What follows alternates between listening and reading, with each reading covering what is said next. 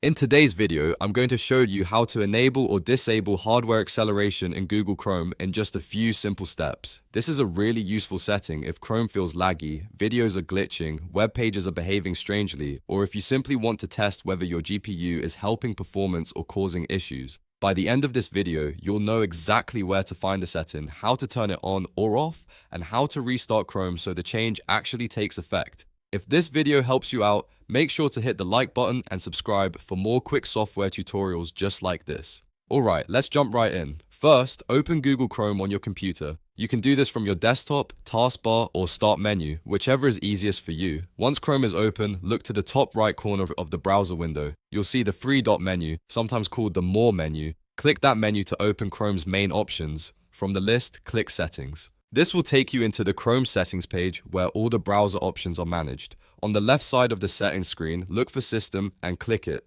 This section is where Chrome keeps the performance-related options, including background apps and hardware acceleration.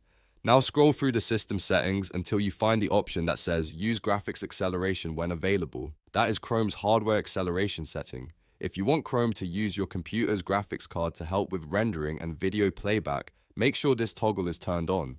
When it's enabled, Chrome can sometimes feel smoother and handle graphics-heavy pages more efficiently. On the other hand, if you're troubleshooting browser crashes, display glitches, black screens, or other visual problems, you may want to turn hardware acceleration off. To disable it, simply switch the toggle to off. When hardware acceleration is off, Chrome uses software rendering instead of relying on the GPU. That can sometimes improve stability on certain systems, especially if your graphics driver is outdated or not fully compatible. Once you've made your choice, Chrome will usually ask you to relaunch the browser.